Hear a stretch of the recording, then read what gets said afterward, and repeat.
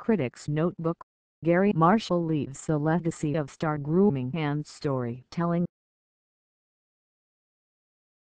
When you consider all of the things Garry Marshall did well as a writer and director and actor, it's notable that perhaps Garry Marshall was best as a raconteur. When you've created as many smash television hits and directed as many blockbuster films as he did, you're unquestionably a legend, and few were better at being a legend than Marshall. Garry Marshall died on Tuesday, July 19 at the age of 81, and between his 2012 memory My Happy Days in Hollywood and countless TV and radio and print podcast interviews, he marvelously told the stories of a life lived as a key piece of one of TV's golden ages, stories that also fueled and were fueled by so much of his work. The Bronx-born Marshall cut his teeth writing on shows like The Dick Van Dyke Show, The Joey Bishop Show and The Danny Thomas Show, but starting in 1970, he embarked on a period of hit-generating, star-making creativity that few can equal. He adapted Neil Simon's The Odd Couple for ABC. It ran for 114 episodes and was nominated for 3 Outstanding Comedy Series Emmys and earned Emmys for stars Jack Klugman and Tony Randall. Also at ABC, he created Happy Days, which aired 255 episodes, giving us iconic characters like Fonzie, Potsie, Malph, Joanie and Chachi, introduced the immortal phrase "jump the shark" to the lexicon and proved how meaningless the phrase was by running for years after that shark jumping.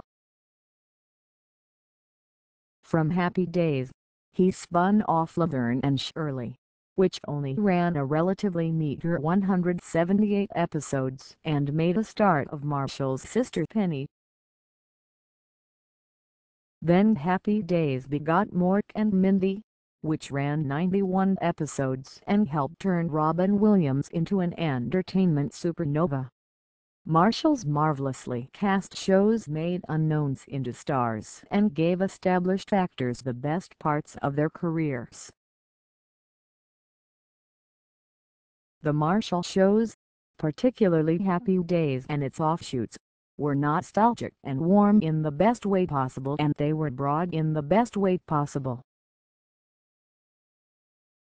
In a current era of fragmented viewership, broad is often used as a pejorative, but just as Marshall, the interview subject and personal storyteller, wanted people to warm to him, Marshall, the TV storyteller, wanted audiences to warm to his characters, and so much of why Happy Days played across many generations when it aired and then has played to more generations over decades of ubiquitous repeats was a masterful blend of specific and general. Garry Marshall didn't grow up in Wisconsin in the 1950s, and the Cunninghams weren't his family, but the affection he showed the family and all of the friends made it seem as if they were his family and made them relatable to audiences in the 70s, the 80s and beyond. Mork was from Bark, but Williams' manic energy and childlike wonder made him both alien and recognizable. And even viewers who didn't have a clue what the heck Schlemiel, Schlemazel, Hasenpfeffer Incorporated even meant knew exactly what "we're going to make our dreams come true" meant. Specific, but universal. And when things didn't start off as universal, the culture adapted to embrace Fonzie's standard of cool or Mork's standard of eccentricity. In the process, Marshall's shows helped set the cadences, rhythms and comic stylings for countless comedies to come, and even if those shows didn't always do honor and justice to the Marshall template, no amount of dilution made Laverne and Shirley or the best parts of Happy Days and Mork and Mindy less funny. Before binge-watching was a thing, I grew up binge-watching afternoon repeats of Marshall's shows, and I know I'm not alone. I'll leave my film writing colleagues to honor Marshall's cinematic output, which wasn't always consistent, but had tremendous highs. The Flamingo Kid best captured the nostalgia and universal/specific balance of Marshall's TV work. The 1984 film features superb work from Richard Crenna, Jessica Walter and Marshall Good Luck Charm Hector Elizondo, and it's anchored by Matt Dillon's best leading man performance. It's a superb coming-of-age movie and a loving evocation of a period.